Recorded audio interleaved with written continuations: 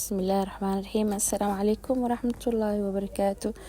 soo dhawaada qaraabayaal meel walba adduunka ka joogtaan. Maanta waxaan saan oo qasaar dharku soo dhaqaaya ee sheekada ka bilaabanaysa iyo maalinkeena. Dharkii waa soo dhaqay, qorax aad u fiican oo jirtay maanta maasha Allah. Dharkii waa soo warwaray, baatidii halkaan ku soo waray, kuwa dharkii ciyaalka gadaal ayagana ku soo warwaray.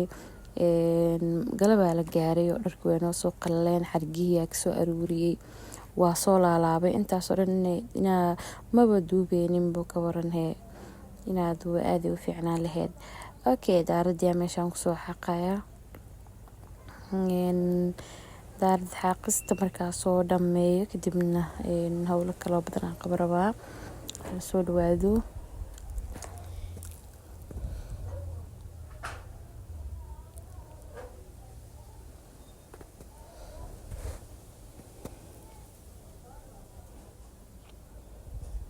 waa soo dhameeyay maasha Allah. geedkeena qashin badan marna aan ku nasanay alxamdulillah. walaa asaga la'aantiis abaar geedahan jiri laheena walaa qorax meel istaagi lahaa ma jirto, laakiin waa ku nabadii caana maalnay. qashinkaa soo aruuriyay, burjkadaa soo shitay, jalmadaa soo saaray, jalmadaan u soo biyeynayo waa kan way soo karkartay, sokoraa ku soo darsaday.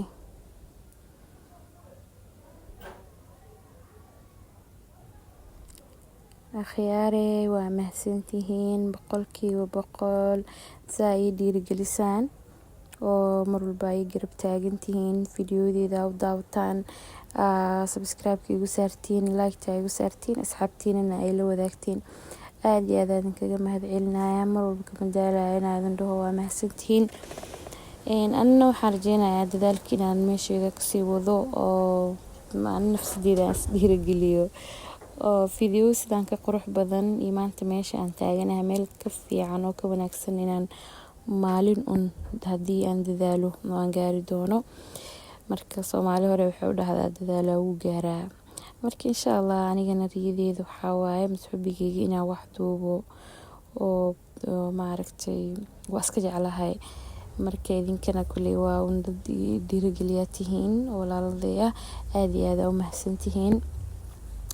gurigeena geedahaas qurquruxda badan mar walba inaan iska duubo waa jeclahay. marba hadaa telefoon aad qabto gacanteeda maanta dhan wax duubo aad iyo aad u jeclahay.